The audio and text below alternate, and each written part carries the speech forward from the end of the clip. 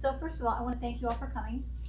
My name is Julie Parker, and I'm owner of Door Inner Blueprint. I'm a face reader, and I help people who are looking for like a specific person, whether it's a love partner, if you're in a relationship with somebody and you're wanting to figure out what's going on, where there's friction versus harmony, or if you're looking for a love partner. I help you refine it so that you know who to look for, or I can send me the pictures and I can tell you yay or nay. Anyway, I also am an organizer for 4 meetup groups and then co-organizer for 2 additional, so 6 total in Houston. We have about 5,200 members, and I'm really excited about tonight. I met Gwen initially, I want to say 2006, and then was reintroduced to her just earlier this year, just a few months back, and she's very impressive with all the different things that she does. She's intelligent, she's got just so much going on, and when I heard the second piece, I was like, this is crazy. So I wanted to ask her to come speak because I like to provide people with information and tools that they can use to empower themselves in business. And are you all in real estate? Yes. Okay, so especially real estate. I think this is amazing for real estate. So, and I like to find people who will come and bring information to you that will be helpful. And this is gonna be amazing. I'm gonna go ahead and bring you up, introduce you. Gwen Foster is not only a holistic health practitioner, she also has a degree in computer sciences and has co-created this incredible tool that you're about to hear. So Gwen Foster, please come on. All right, we're gonna have, I think, fun tonight. And I know Brandy, and I just met Tammy, and I know Julie, so it's like I know a lot of you already. But what I want to talk about is how things really work. And I think that's important to know, is how things work, because Julie and I, how this happened, Julie and I were talking about real estate and how most realtors believe that price is what sells houses. And what I think is that price has a small percentage to do with what sells houses. And this is definitely for open-minded people, because a non-open-minded person would say, bull, that's not true. I won't say the second word, but they'll say that's not true, because it is price. If you price a house right, it's gonna sell. And what I'll tell you is that is not true. And also, if you think that's true, you the realtor and you the client are missing out on money. Because if other things are in place, the house will sell for more money, because money and price is not the issue most of the time. And I want to start with that, but I want to get into just like business, and I'm talking about real estate.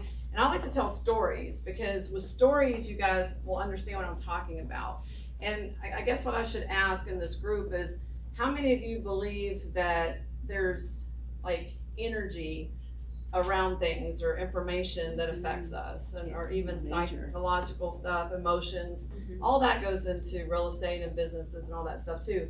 And some people don't believe that. Some people believe that if you have an education and you dress right and you have the right car and you have, whatever, the right pedigree, you should be successful.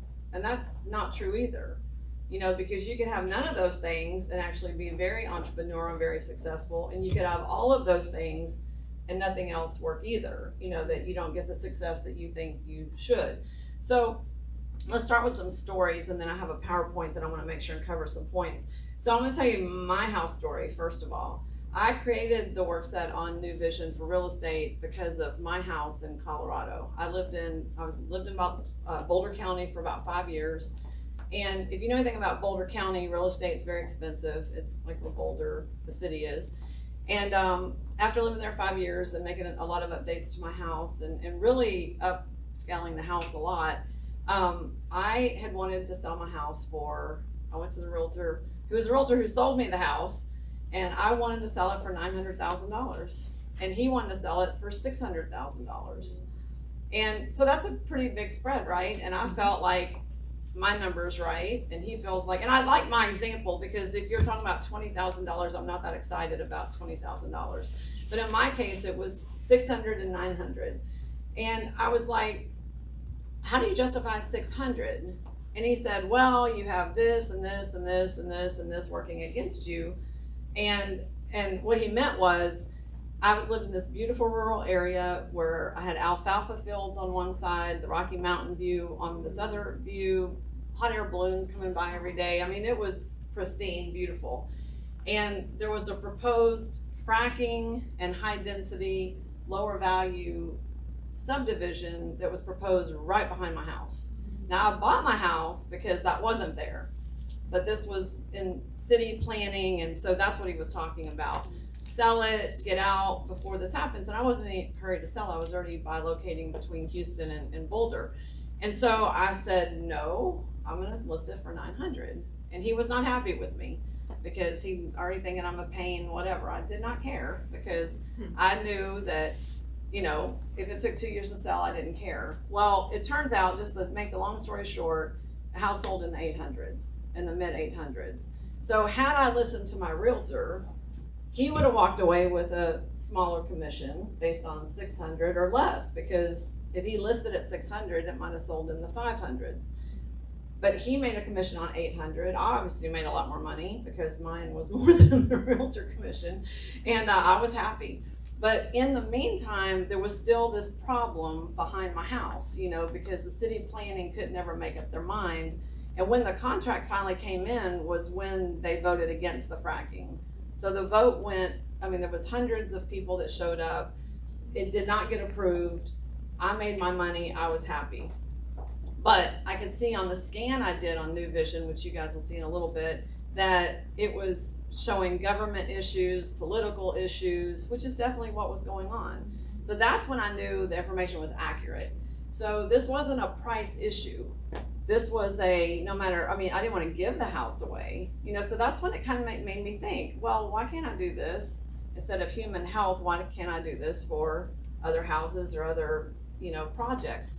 So then a few people kind of knew my story. And by the way, before that, which I wasn't really thinking when I put the real estate thing together, but, and this is a whole another angle, but I want to explain it. I have an office in Katy. It was a $500,000 building, and it's where I had my practice before I moved to Colorado, and I had bought it for $540.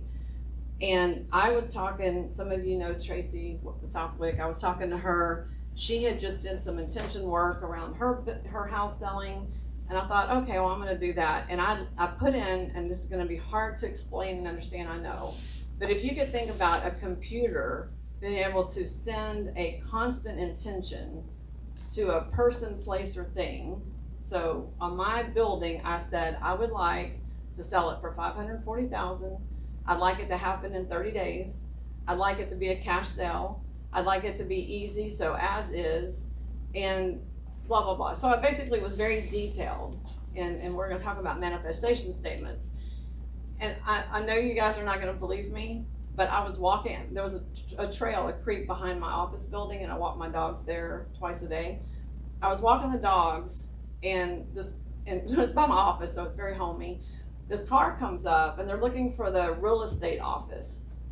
And I said, there's no real estate office, these are all owned. It's like those park condo kind of setups. And they're like, well, do you know how much they're selling for? And I was like, well, actually, I'm thinking about putting mine on the market. And they were like, well, how much are you wanting to sell it for? And I said, $540. And they said, can we come in and look at it? And I said, yes. And I sold it to the people that drove up in their car. It was never listed. They paid what I was asking, and they let me rent my space back from them until I was ready to not be there, which was in my manifestation statement. So you think, how's that possible? Like, how is it possible that it was so fast and easy, it even kind of flipped me out, right? Because I'm like, what? Like, sometimes you think, oh, we can do these things, but then you don't really remember we can do these things. So then we just go, okay, well, step one, you do this, step two, you go on and on. So then there was a house in Colorado, and someone contacted me after they kind of heard something about what I did. And the guy was a nuclear physicist or nuclear engineer of some type. You can imagine that these are not high demand jobs, I would not think. It's a very niche job. And he made a lot of money. And he was a nuclear researcher, scientist, and all this stuff. And they had lived in the same type house for quite a long time. So they could have afforded something much more expensive. And they had finally decided when it was like, Henry, let's say, been making a ton of money for 10 years, that they were gonna go ahead and buy the bigger house because of grandkids and all these other reasons. And so they had found a new house that was twice the value of their current house. They had put a offer on the house with a contingency clause that this other house had to sell first. And this went on for a year, this contingency clause. It kept getting extended. The house wouldn't sell. The new house people were getting impatient. They adjusted the price multiple times. The guy was kind of going, I don't want to adjust the price anymore. I feel like it's priced fairly. And I did a scan on him, and this is very interesting because it has a little bit to do with the case tonight, is that the scan said that the new house was too expensive for him, the timing was off, and that his plan B was no good. Like his plan B to me meant his plan, like his backup plan. And I told the guy, and you know how we think we know what's best for us? Yeah. We think we know. And well, anyway, he was like, no, I make enough money, I qualified. And I'm like, okay, well, there's something wrong with either the timing or something, maybe that's the wrong house. Like that new house seems like the problem. And anyway, he didn't want to hear that as an answer. And a lot of times, when you're coaching people, even in their health, you want someone to tell you you have to drink 100 ounces of water a day. And do you do it always? No. So aren't we like human? Like not everybody listens to what people tell them. Like as a coach, I'm like, I don't take it personally, but he was not happy because he felt like, I think he wasted his money with me, right? Because I didn't fix the problem. I told him the information. Well, what happened was 3 months later, he called me. He got laid off from his job, the nuclear big time money job. And had he got the new house and had it closed, he now would have to file foreclosure or put it immediately on the market and hope it's sold quickly. So he was very happy and thankful as an afterthought that this was all okay. I mean, that didn't happen because he was comfortable in the house he was in because the payments were low. He had already, paid on it for 15 years. So it was a whole different situation. So do you see what I mean? That sometimes we think we know the outcome, but that may not be the outcome. So sometimes when a sale doesn't happen or we don't get that desired outcome in the time frame we want, we think it was a failure. And it isn't a failure. It's something else. What if we're praying every day for guidance and we're praying every day for the right thing to happen? And that's what we're getting, guidance and the right thing, and the house doesn't go through. But on the other end, we're like questioning, well, why didn't that happen? Like it reminds me of the thank God for unanswered prayers, that we don't know what's always in store, but somehow New Vision knows, like it knows that that's the issue. And I have another house story, and then I have a few other kind of quirky stories, and then we'll get into the computer stuff. So I had another house, and it wouldn't sell. This was a Houston house, and it wouldn't sell. And the people found out that I could work on houses, and in this case, I did the house and the family. So I can run the family and the house together as a group. And what had happened was the reading on this house was saying that the family members were like sad and not wanting to move and resistant to moving. It was all about resistance to move.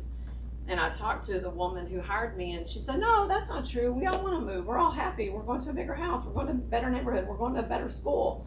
And I said, I think that you need to talk to your family. It was like a mom, a dad, 2 kids, and some pets, or maybe it was 3 kids, but one of the kids was in junior high, one of the kids was in high school. And she went home and talked to, the husband was on board. The kids were totally not on board. Because what did parents do? They constantly say, it's gonna be okay. You're gonna like it. You're gonna love it. It's gonna be better. You just haven't been there yet. Well, one girl was a junior in high school, going to be a senior. And they were wanting her to move schools her senior year. The boy was in junior high, and he was very active in sports and athletics. And here's the mom and dad, of course, saying, it's okay. You're gonna love it. It's fine. And the kids were like, no, it's not fine. It's not fine. So what happened in that case was, I had the parents do a contract with the kids. We figured out a way, well, I shouldn't say this on a recording, but we figured out a way that the kid could stay in high school and graduate. And then with the junior high kid, it was like a promise. It was a promise that they would take him to the old neighborhood at least twice a month. and spend time with his friends, you know, because what happens is, can parents say that and then do they always do it? No, they're too tired, it's too far. I mean, I'm talking about from Pearland to Katy, this change between this family. So the kids were like, I'll never see those friends again. They were devastated. So guess what? As soon as this conversation happened, they worked out the girl could graduate and the contract with both of them, the house had an offer in a week.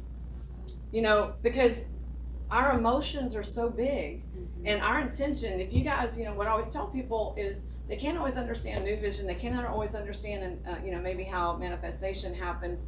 But a lot of people can understand prayer. You know, they can understand that prayer is like me sending Brandy positive intention. So if you guys can think of me sitting here wishing something specific for her all day long, if that's all I had to do, then that's like improving her chances of that thing happening. Well, think of a computer model doing that. You know, improving the chances once you can be very specific on what you want. But sometimes you have to still figure out what it is you want, you know, or what the real underlying issue is. And then another, I'll tell you two other kind of, one's a business story, one's a personal story. I had a client that had a business of about, I think it was 8 employees and him and his son. And there was a lot of issues with growth and sales and productivity.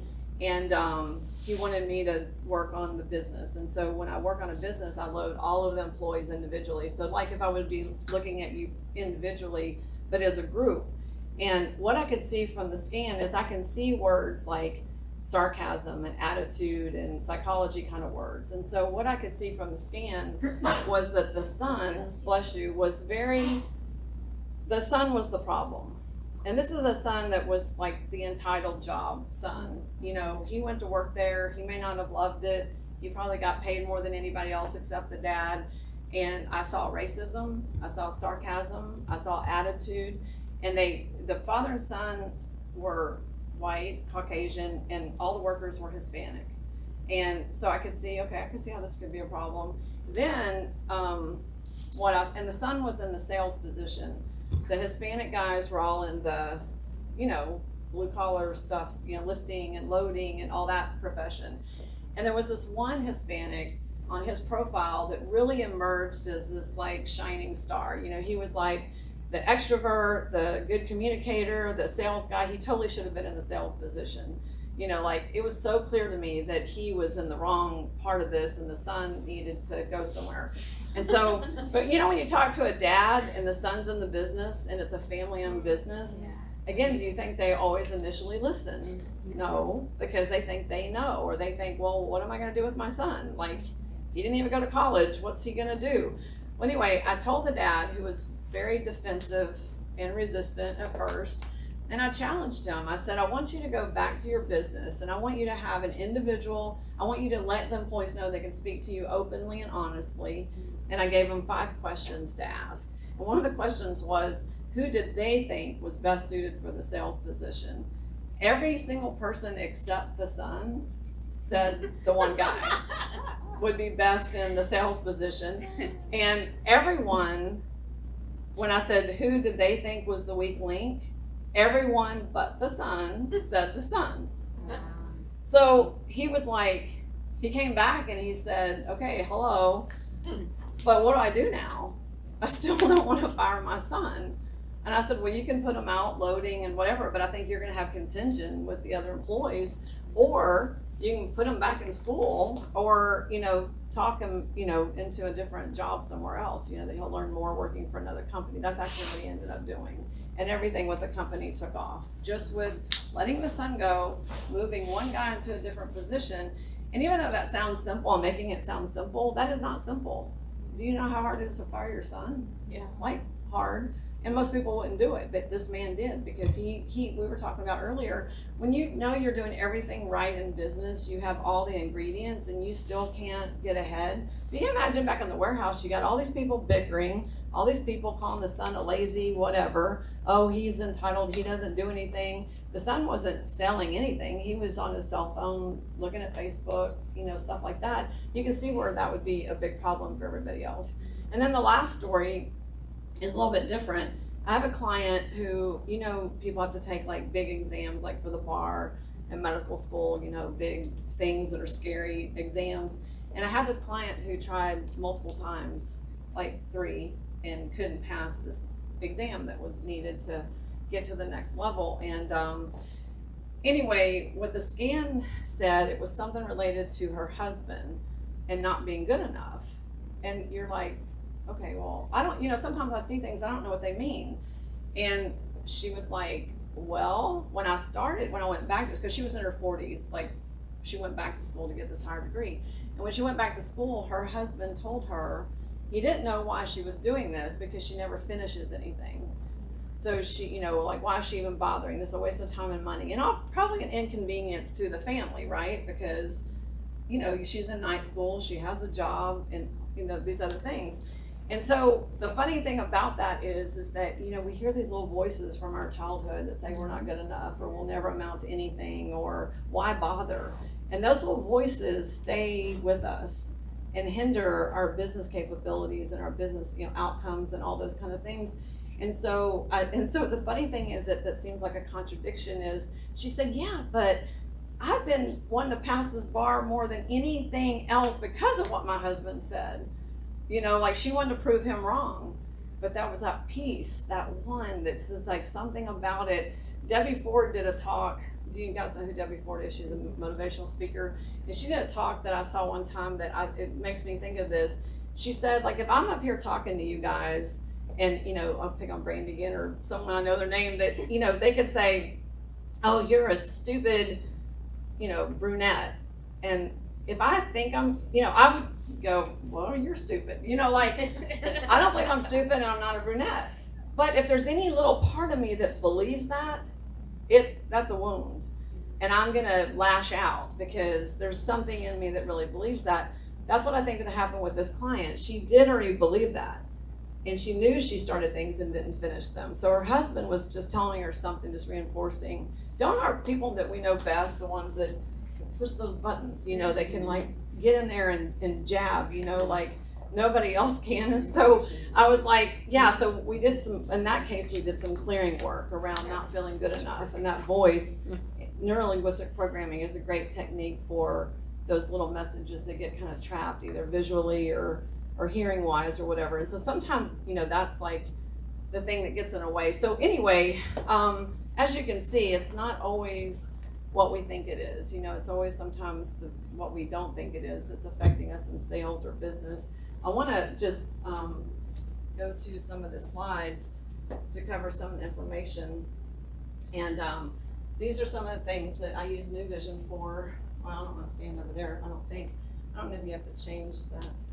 Well, maybe I should stand here.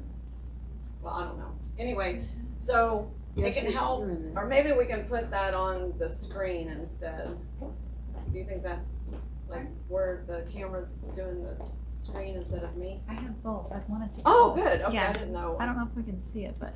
Okay, so it can help identify problem employees, help the placement of employees, helps with communication with or about employees. It can help the employer deal with employee issues, isolate specific issues that can be corrected, and get specific information to communicate to the employer or the owner, and open the line of communication between the owner and employees. I've already given you examples of basically all of those in those stories about how that can work. With employees, it can help with attitude, customer service, sales, communications, discrimination, natural skills, tendencies, and psychology. I want to say something about this. How many of you have taken those personality profile tests? Has everybody? Yeah. Okay, so those are very faulty. And the reason they're faulty is because if you've ever taken one, and if you're smart enough to know how to take one, you lie, right? If you're wanting a sales position, you don't answer the question, you'd rather be home reading a book every night, right? Everybody knows that. Does everybody know that? Yeah. Who's answered those honestly every time and you didn't fudge at all? No, you fudge based on the position you want. So how does that really profile you? It doesn't, because it's subjective to you answering truthfully what you want. They're not gonna pick you if you answer those truthfully. Everybody in the world knows that. I think it's so silly. So what if I could pick out that you're a good communicator and you don't tell me? Another example is in interviews. Don't some people come in and interview great and then they're a train wreck? Yes. I remember a story, this doesn't have anything to do with New Vision, but I remember a story, a friend of mine owns an insurance business, and she hired this woman, she interviewed great, and then I think starting the third day, she came in and she looked totally different each day, and I mean different. I mean kind of promiscuous to country to black, dark, goth, and different hair, and her personality went with what she was wearing. And my client was freaking out because she was like, who is that at the reception desk? Like, she was too much for her. She had to let her go. But her interview was great, but she was like the split personality. And it'd be weird enough to just change everything completely every day. But it was that her personality went with how she dressed. And so she didn't know who she was dealing with, really. So it was kind of freaky. That was a funny story. But, if I could see the tendencies and you not tell me about you, but me tell you about you, that's an asset. Because then I'm not dependent on what I was listening to someone just today who said that our story about ourselves is mostly false.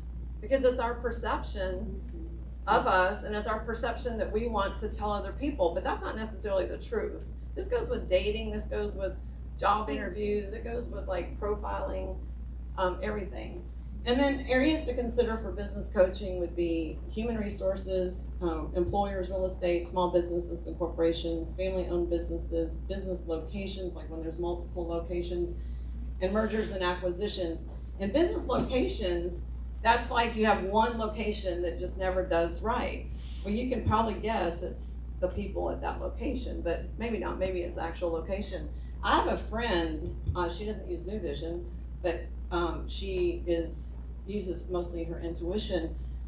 She lives in Spain on a vineyard, and she takes on 10 clients a year, and she charges them $100,000 each.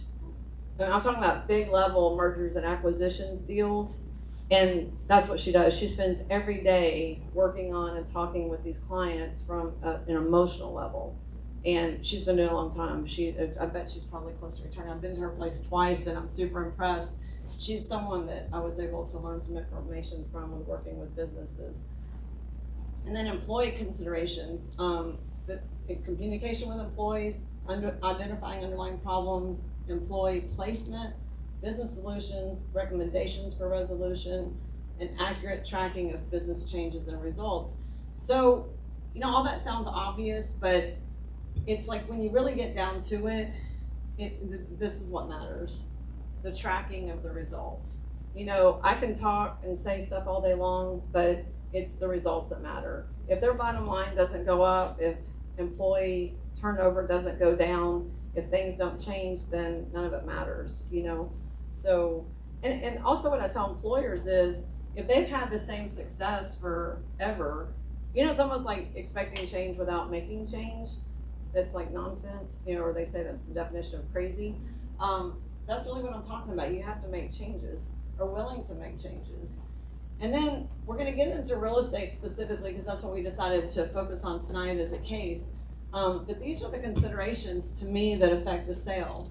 The realtor, and I've seen this one time where it says, is the listing amount outside of their realm? So if a realtor is at a $500,000 level, like Tammy, what's the range of houses you list? Probably $1 million. $1 million, okay. So if someone came to you with a $80,000 house, you're not gonna probably want that listing, right? Oh, yes, I will. Oh, you would, okay. Yeah, absolutely. I want everything. Okay.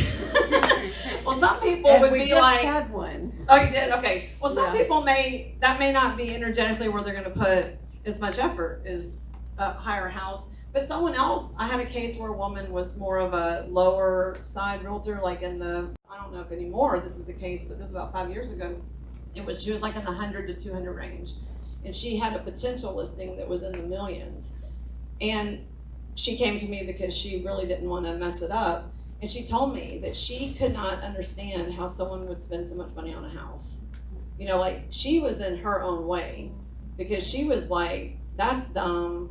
I would never do that. But if you can't understand it, it's like trying to sell a Lamborghini, but you would never buy a Lamborghini and you think it's stupid.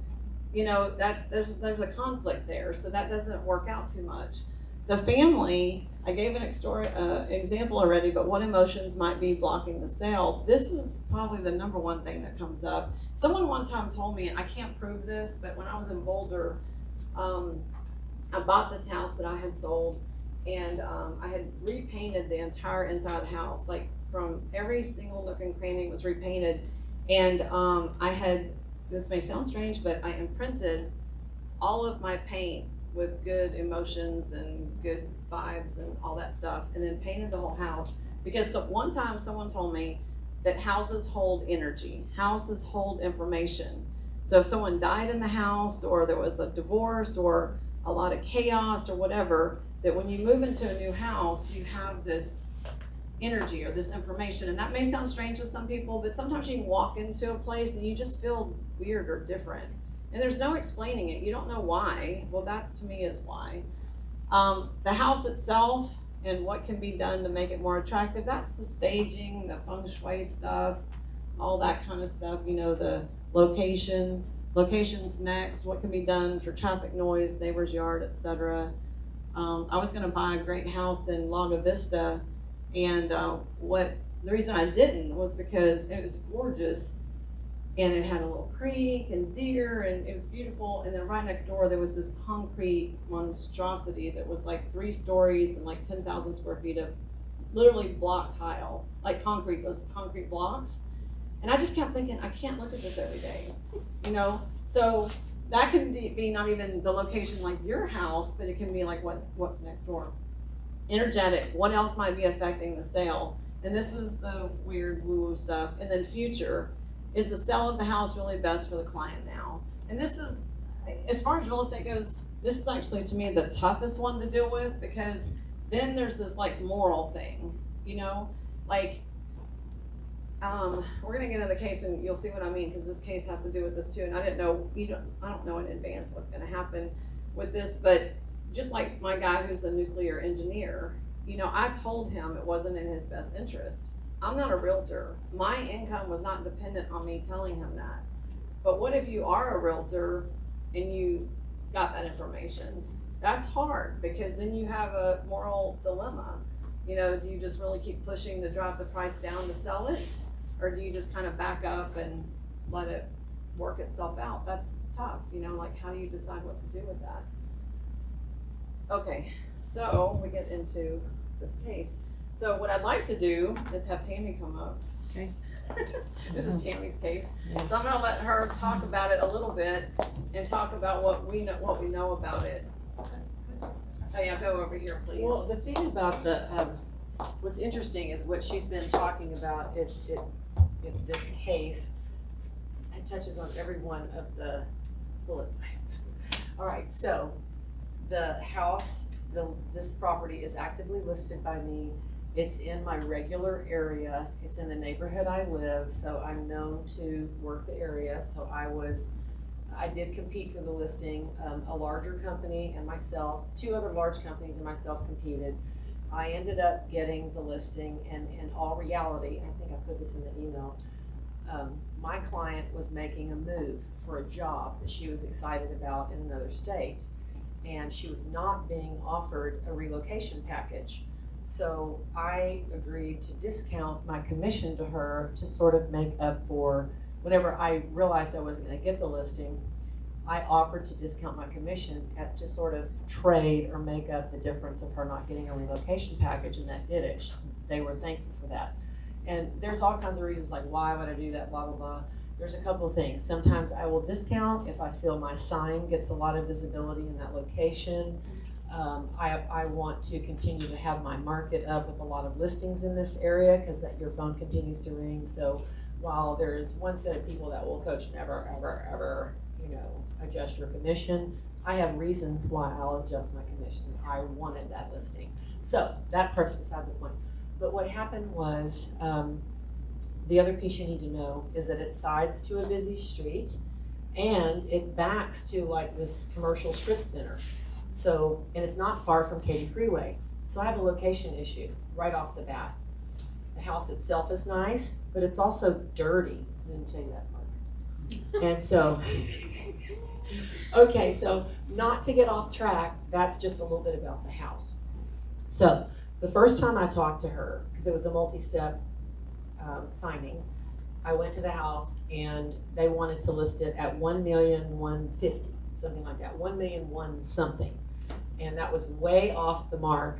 But since I didn't have the listing yet, I was just like, well, we'll see, we'll talk about that at the next appointment, blah, blah, blah. So by the time I got to the signing it up appointment, they were at least down to 1,050,000. Now, you notice I'm focusing on the price because in my old training, before today, I'm thinking, okay, I have a location challenged property. So what's gonna sell? Price. Price is gonna help this house sell. Price helps people overcome objections, right? So like when I go, this is just my example of that. Like if I might not want to buy something, but if it's on sale and I can get it for like a better price, I'll go, oh, I can get that for that. Okay, I'll buy it. And so, I mean, y'all might not think like that, but I was just thinking the price is gonna have to be right for somebody to want that house in that location. So, so you know what happened, I had a 6-month term for it. They wanted to whack it down to 3, which I agreed to, because I'm gonna stay in great constant communication, right? And then, of course, they'll just renew with me. And I'm also thinking that, man, if I can't have this house sold in 90 days, then either I don't want it after that, or something's wrong. So here we are. The kids had to start school. Her job was starting, so they moved. So they've already moved to another state. They left most of their possessions here in the house, except they took a bed and whatever. And so my listing is due to expire September 28th, and I'm in weekly communication with them. And guess what? Of course, I want her to reduce the price. And so, because I'm thinking that's the only thing I can do to make it sell, right? So I talked to her yesterday, and we talked about, I just told her, I gave her my market report, and I told her that, if she had any more room whatsoever, no. I asked her, I had taken a negotiations course a couple of weeks ago, and something that they taught us in that was finding out what was enough. So I decided to ask her, now we're at $999,999. We've never even really talked about what would be enough. What price would be enough for you to sell the house? And she said, well, I don't even know if I want to sell the house. And I'm like, and sorry, I'm just thinking like, what? Because in the interim, she's made me feel like I wasn't doing enough. And so on my last week connection, or after the reduction, which I got, we had a couple of showings. So we get feedback after the showings, and guess what they said? They didn't like siding to a busy street, and they didn't like backing to the commercial thing with loud traffic, with the freeway noise. And so it was the same thing. Her response was, well, we can't change the location. You're just gonna have to beef up your marketing. And I'm thinking, we're doing everything we can. I mean, Laurel's a rock star. And there is nothing else we can do for this house promoting it wise. Our brochures are beautiful, all of our posts are great. I mean, it's being exposed. And so then I get kind of defensive and think, and then it starts wearing on me thinking, God, what am I gonna do? I can't sell this, and I'm not any good. I'm gonna lose this listing, and all this kind of thing start working in your head until yesterday when I talked to her, and she said, the kids are homesick, they don't like it here. I'm really wondering if I should just give up this job and come back. And I'm like, and I've been worried about, because in the meantime, I'm feeling terrible, and like, here goes, I'm gonna lose another one. I'm so glad this is recorded, doesn't this happen all the time? And so then it starts playing on me, because I seem to have a lot of listings right now that I can't sell. And I lost a really big one that I poured my heart and soul in. I mean, we could not have given it any more hours, any more gut and heart and soul. I take my business very seriously. It's like when you hire me, you have just hired Can I add something real quick? something. It's your credibility, it's your reputation. It is, and so while I told you that I was willing to reduce my commission because it's kind of a billboard for me where this thing sits, it's also then that sign's going to come down, and guess what? She didn't sell it, and she must not be any good, and then no one else is going to call me. I was going to say, did you see Tammy didn't sell that one? that, you know. And I just lost another one that was kind of big and special to us. Same reasons. I mean, think about it. Same freaking reasons. He didn't like it. What happened was he didn't really want to sell it to begin with, but his new wife wanted a different house, and she gave him a baby. They gave him new life, made him feel young. And I'm serious. And so now, Well, he also, just like with the energy thing, he never like believed it, like, you know what I mean? He had bad energy from the beginning, and I felt like anytime we did something, he wasn't appreciative. He always thought he would find like the one negative and just like fixate on it, to where it would make us, you know, like, oh, like I don't even want to go to that house because he's just gonna be negative. right, He's gonna, and we began dreading it. yeah. And what happened, we did somewhat of a transformation on his house. Not somewhat. Mhm. I mean, geez. We had him, he did the outside, the inside, we staged it, we took pictures. I mean, guess what he did?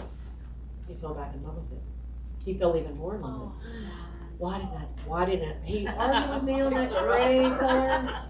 And then he's like, it should have been this color the whole time. What was I thinking when I painted it gold? I don't know what we were thinking. But like now it's gorgeous, and now he likes it even more. And guess what? I lost the listing. The only saving grace on that was the neighborhood didn't allow signs in the yard, so the neighbors don't know I lost it. Only my real estate compadres. But the price was so bad and so far off, they all knew anyway. It's like, well, Bateman was never going to be able to sell that house at that price. But it was more than price. He was holding on to it. Now, it's not like I haven't known this before, because I'm a little bit spiritual, for lack of a better word. But I get it. I feel things, and I know that as long as my sellers hold on to the house, I'm never going to be able to sell it. They have to be ready to go, and you have to work like a team. And in this particular case, now, like, she's never said those things to me before. Like, well, I didn't really want to go, or the kids didn't really want to go, and now we're homesick and we're thinking about coming back. Well, guess what? I'm probably not going to be able to sell that house. She's going to consider the price adjustment, but it's looking like Gwen did a scan on it. And I told her when she walked in, I don't think it. Maybe you should scan the business instead of the. well, we're going to do You're gonna do that. Well, she got We're the free gonna session. You got the that. free Door session. prize. Yes, Okay, I got, let's- and I'm going to be doing that because it's, and then that same damn afternoon, I talked to another client. Hope he's not here. I want to know him. And it was the same thing. It's the same thing. Well, Tammy, what all are you going to do to get more prospects? I'm like, I don't know. And then I'm just starting to think I'm going to lose my whole book of business because I can't sell any of them. So anyway, Okay. did I add all the points I was supposed Yes, to? and I'm so happy that you're so honest. Because Yes. someone So- could like get up here and act like something else, but I'm so happy that you're so like. No, but I didn't. I wanted to add that, obviously I'm a sensitive person and I care. It bothers me. Like, if you hire me, I'm going to go to the end of the limit to and over and above. I did more things I should have never done in that house on the golf course. But I did it because it's mine. It's got my name on it and I care about it. And so it bothers me when this happens. And then it's personal. And then I start thinking I'm not good enough, or I'm losing my skills. That's why I took the negotiation course. I'm like, I'm getting weak. I'm slipping. I'm slipping. Okay, we're gonna give you a different secret weapon. No, seriously, I'm thinking I'm losing my. I'm getting dusty. Maybe I need to bone up. No. And actually, I'm getting worse. I just want to cut it off and hand it to you, because one of our goals for 018 was that I was not going to take an overpriced period. Well, I kind of did, but those were special listings. So anyway, you get it. I could go on and on. Thank you, Tammy. I appreciate Are y'all your, realtors? honesty, because what I didn't know until Tammy got here is the part about now they might want to come back. So I didn't know that part. All I knew Yeah, she was added that that she at had the a end. problematic listing that was already going on 3 price reductions. So that's what I knew about it. So let's see what the scan says. Oh, it did that same thing, so we'll have to, you just give me a minute. So you guys will see what the scan says, and what I would say is, what if you could know some of this information ahead of time? Like even before you sign the contract for the listing, wouldn't that be nice? Oh my gosh, yeah. You know, I know it's hard to turn down a listing, but think about how much time and energy goes into one, like the way she's describing it especially, And then and then the bad advertisement and the cost and the side costs that people don't even realize with real estate. If you knew 100% for sure that this would have happened before it happened, you would have just walked away with Yeah, confidence. and let it go. You would have let it go. Good. Okay, thank you. There it goes. Don't you want? Yeah. Okay, good. Okay, so this is a scan on that house, and the way this works is Tammy put an identifier on the house, and I put an identifier up there that says Tammy case 12380, and it has some numbers. And it shows this is not in best interest of the family to move at this time. Well, that meant related to this house. It says the ceiling fans and light fixtures need some updating. The new job was not in the best interest for this client. There's some kind of something related to outside animals and house not visually appealing is like less because you see it's clear, but they're in descending order of what the issues are. So when I saw this, without knowing any story, all I knew was it was hard to sell. I was already reminded of the case I had before where the guy shouldn't have moved because it wasn't in his best interest. So this is like that, it's the exact same example really for different reasons. And so I told her when she walked in, I think this isn't gonna happen. I mean, she has till September 28th, that's 2 weeks. And these people don't even know if they're moving back now or not, and they're probably not happy. I did more than one scan just because I thought, well, that's kind of too easy. Yeah, because on that one, the school district, it's a very good school district, so School district can also mean like school property taxes, yes, which are they're probably very high. high right there. They're very high. Yeah, so school district can mean anything related to the school district. So it could be a person who might be looking at the house who doesn't have kids and they're like, why am I spending $20,000 on school taxes? That's what I think when I move somewhere. Mhm. Like, why is it so much? Okay, this is a totally different scan. Like you can see there, anyway, it's different. I asked a different question. I don't have a pointer, but you see at that top line up there, I can ask different questions, like why is this not moving forward? Why is this not getting a sales contract? I can ask these why questions. So different question, same basic result. New job, not in the best interest for the client. The house needs to be more appealing or homey. Money reasons. New home not found yet, and Tammy Yeah, confirmed that. they weren't sure what to do. They were thinking about building new construction, so I guess they've moved into a rental. Yeah, so their plan B is not concrete. And if they had bought a new house there, they would be more likely to stay there because it's not so easy to move from something they bought compared to a rental. And then again, road noise or traffic, not in the best interest of the family move at this time again, which showed up on the last scan. Blocked by outside animals again, and timing not right. Look at that one, realtor is not doing their job. Well, see, that's clear though, that doesn't look clear. Well, Oh, that's so not, they're clear they don't. yeah, It's not- it's no, not- I'm looking at the yellow, Maybe it's because the animal thing. and it could also What do be you that, think? could also be that the client doesn't think you're doing your job. Yes. But it really is clear, enough so I would marketing. put less emphasis on there. What do you think that animal thing is? It could be a dog barking next door, or, some other dog thing, like a basset hound that's annoying, or, Yeah. something like that. So that's something you can't control though, if it's a neighbor. Yeah. I mean, I wouldn't, I forgot to tell you that another thing she asked me on the phone yesterday was if I felt she should redo a few things in the house. Obviously, my answer was no, but because it would have to be like a total gut. There wouldn't be any, this one needs more than just a little paint job. well, you're gonna see on the little scans I'm gonna show you that it shows up bathrooms, it shows up a few things to be remodeled, it shows up ceiling fans. And again, I haven't seen this house, I didn't go look at the listing to see what kind of shape it's in. I brought the file. Okay. I This- have a brochure. This one, the top thing in brown, this loss of a situation. A loss of a situation can mean a loss of a job. A situation would be a job.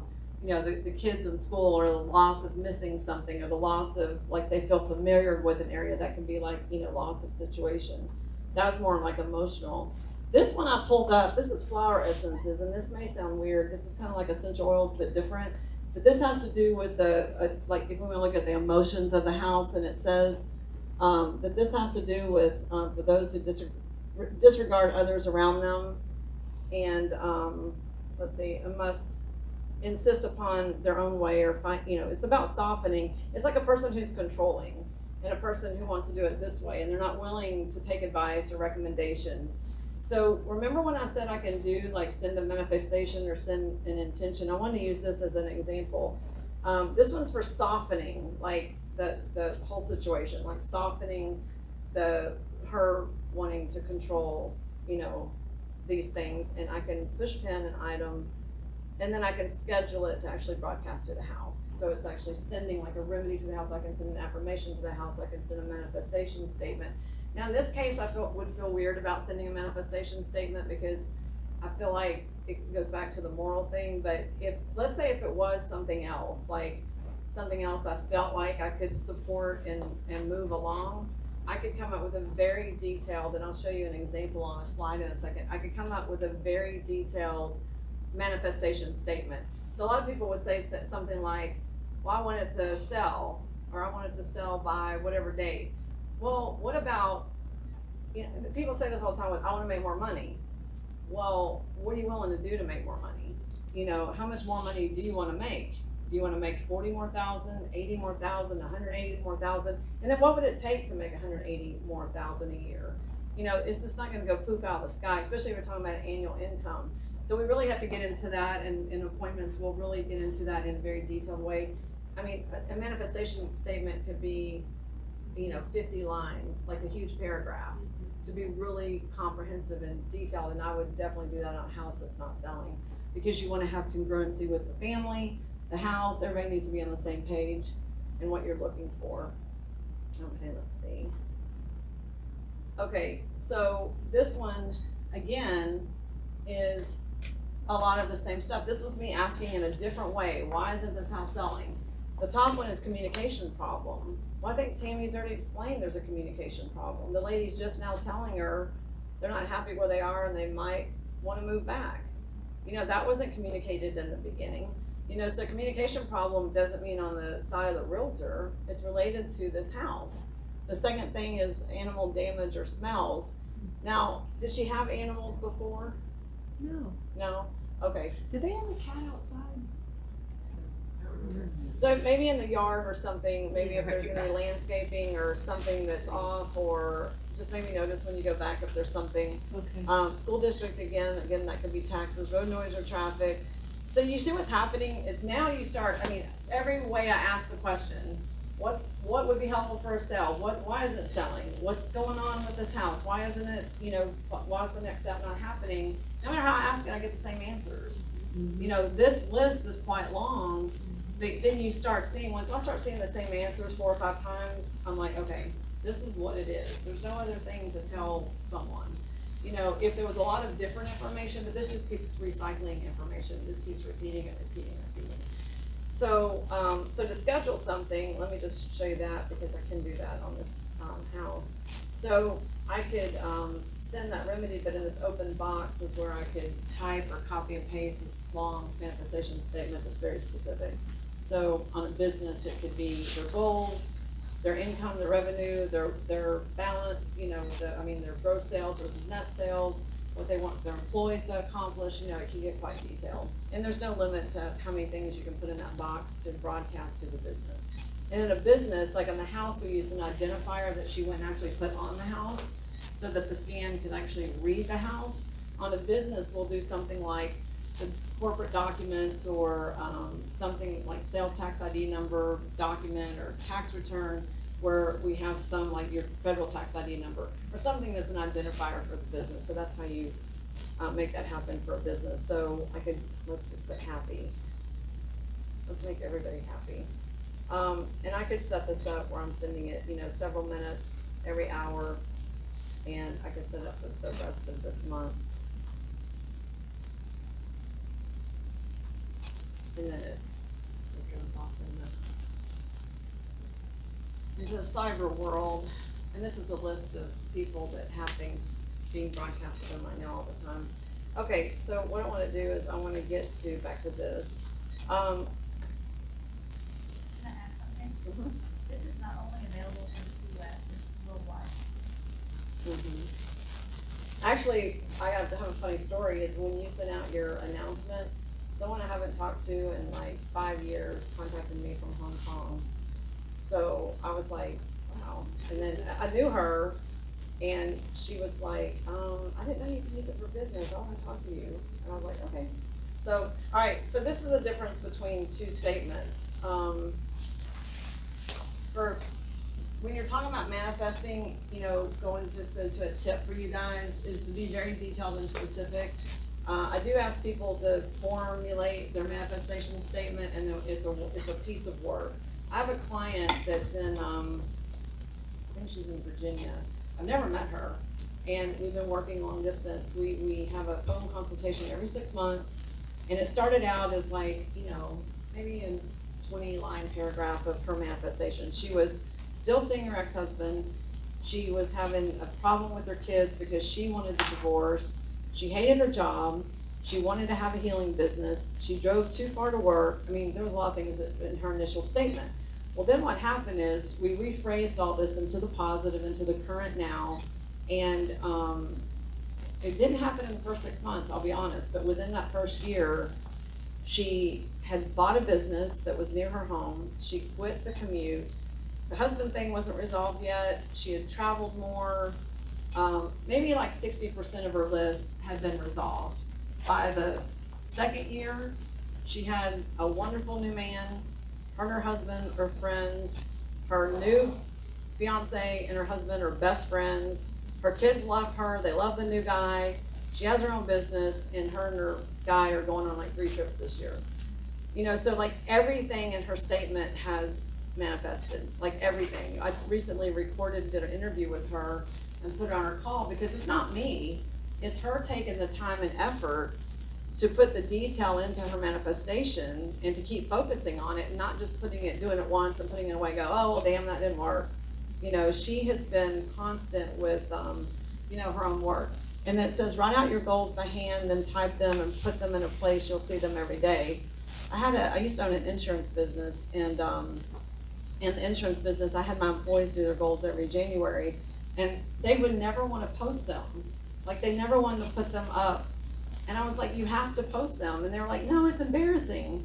And I'm like, why is it embarrassing? And they're like, we're all here to support each other. And one of my employees, her dream trip was to go to England. And every year I took my staff on a trip if we made our goals. And then we were like, well, where do y'all want to go? And she didn't even speak up. She didn't even raise her hand and say England. And I said, well, why don't we go to London? And she's like, what? I said, it was on your goal sheet. I said, how do people get their goals if they're not even willing to put them up? Because they don't want people to see them. You know, I've even had people say, oh, no, I don't want my husband to see my goals. And I'm like, why not? How are you going to reach your goals if your husband can't see them? You know, that seems a little crazy. And then don't be embarrassed. Put them where the whole world can see them, because you never know. Someone might see your thing. I had another story where someone did this, and one of their ones was just to go on vacation, and they never had enough money, couldn't pull it together.